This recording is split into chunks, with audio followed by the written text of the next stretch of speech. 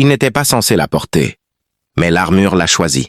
Le vaisseau diplomatique vrombissait doucement alors qu'il approchait des flèches étincelantes de Valoria, la capitale de la petite mais fière planète Alaris. À l'intérieur, le commandant John Morton ajusta une dernière fois son uniforme formel, passant une main dans ses courts cheveux blonds.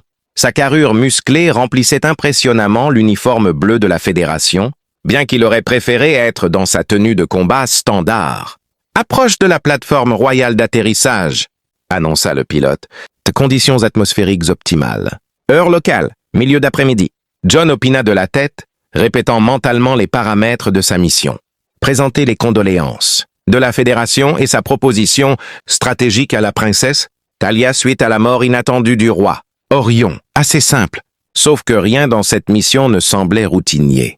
La Fédération envoyait rarement du personnel militaire en mission diplomatique, surtout pas sur des mondes éloignés comme Alaris. « Entre, délivre le message et sors », murmura-t-il pour lui-même. Aucune complication. La navette atterrit avec à peine un frémissement. Lorsque la rampe d'accès s'abaissa, John se redressa et sortit dans la lumière chaude du soleil. Une petite délégation l'attendait, menée par une silhouette grande et élancée dont l'apparence lui fit momentanément oublier son discours, soigneusement préparé. La princesse Talia d'Alaris se tenait devant lui, sa peau vert émeraude captant la lumière du soleil, d'une manière qui semblait la faire scintiller d'une lumière intérieure. Ses cheveux argentés cascadaient dans son dos en tresses élaborées entrelacées. De minuscules perles lumineuses, mais c'étaient ses yeux qui capturèrent véritablement son attention. D'un bleu vif et lumineux, le regardant avec une curiosité non dissimulée. « Commandant Morton », dit-elle, sa voix mélodieuse avec un accent qui rendait son nom exotique. « Bienvenue sur Alaris. J'espère que votre voyage s'est bien passé. » John s'inclina formellement. « Princesse Talia, au nom du Conseil de la Fédération, je vous présente nos plus sincères condoléances pour votre perte. Votre père était hautement respecté à travers la galaxie. Quelque chose passa sur son visage. Du chagrin peut-être, ou de la lassitude avant qu'elle ne se recompose. Merci, commandant. Veuillez me suivre. Nous pourrons parler plus en privé dans le palais. » En marchant, John ne put s'empêcher de remarquer comment sa tenue sombre et moulante, avec de fines accents argentés, accentuait ses mouvements gracieux. Les gardes royaux, tous masculins, comme le voulait la tradition sur Alaris, les encadraient silencieusement. « Je dois l'admettre, » dit Talia alors qu'ils entraient dans le grand hall du palais. « J'ai été surprise que la Fédération envoie quelqu'un de votre stature. Typiquement, nous recevons des diplomates, pas des guerriers. » John sourit légèrement. « Ce sont des temps inhabituels, Votre Altesse. » « En effet, ils le sont. » Elle fit un geste vers une porte ornée. « Le bureau de mon père. Nous pouvons parler là. » La pièce dans laquelle ils entrèrent était spacieuse, tout en étant intime, bordée de livres et d'artefacts anciens.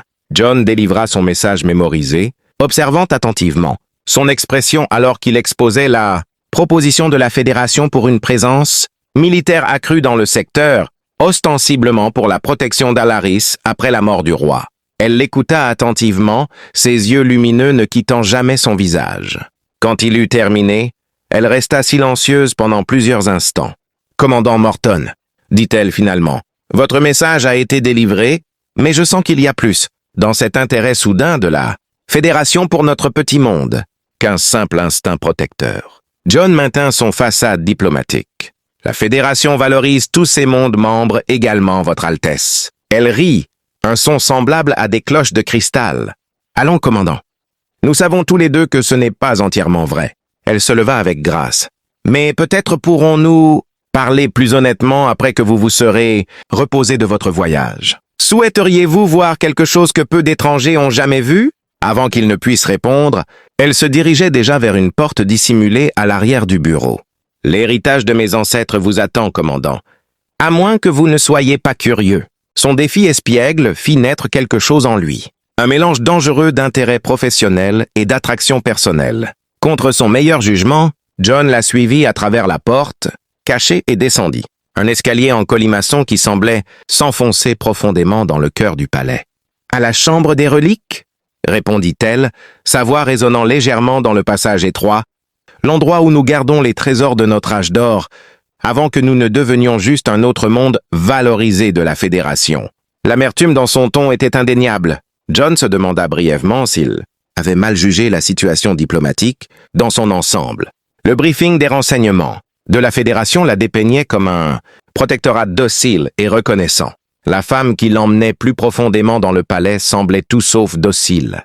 Ils émergèrent dans une vaste chambre circulaire illuminée par une lumière bleue douce émanant des murs. Eux-mêmes, des vitrines contenant des dispositifs et des artefacts étranges bordèrent le périmètre, tandis qu'au centre se tenait ce qui semblait être une armure, sur une plateforme surélevée, poussiéreuse et d'apparence oubliée comparée aux autres reliques, méticuleusement entretenues. « Contemplez, commandant !»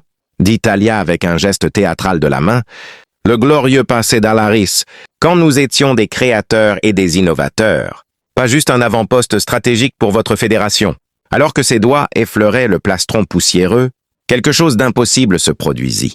Une énergie bleue parcourut soudainement la surface de l'armure, illuminant des motifs complexes qu'il n'avait pas remarqués auparavant. L'ensemble de l'armure sembla vibrer, puis se désassembla sous ses yeux étonnés. Les pièces individuelles, flottant dans les airs un moment, avant de se précipiter vers lui.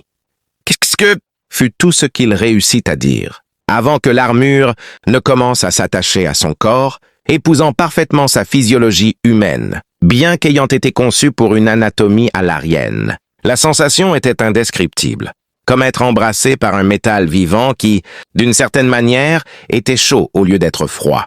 De l'autre côté de la chambre, la princesse Talia était figée, une main portée à ses lèvres, choquée. « Impossible !» murmura-t-elle. Alors que le casque se posait sur sa tête, John sentit une vague d'énergie parcourir tout son corps. Des informations inondèrent son esprit. Cartes stellaires, schémas d'armes, stratégie de bataille de civilisation éteinte depuis longtemps.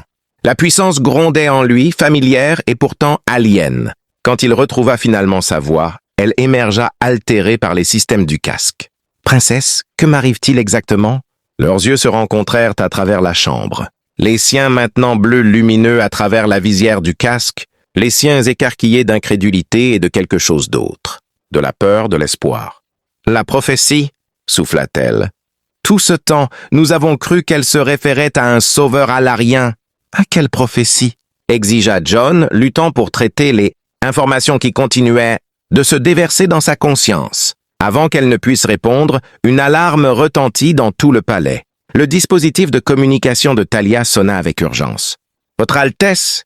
rapporta une voix paniquée. « Des vaisseaux non identifiés sont entrés en orbite. Ils ne répondent pas aux appels et ont déployé des navettes de descente. » L'expression de Talia se durcit. « Il semble, commandant Morton, que la protection de votre fédération arrive trop tard. Nous sommes attaqués. » Le palais trembla alors qu'une autre explosion secouait les niveaux supérieurs. De la poussière et de petits fragments de pierres anciennes tombèrent du plafond de la chambre des reliques. « Nous devons rejoindre la surface, » dit John, sa voix résonnant étrangement à travers le casque. L'armure était incroyablement légère malgré son apparence solide, répondant à ses mouvements comme si elle était une seconde peau. Les informations continuaient d'inonder sa conscience. Données tactiques, lecture d'énergie, système d'armes qu'il n'avait jamais imaginé.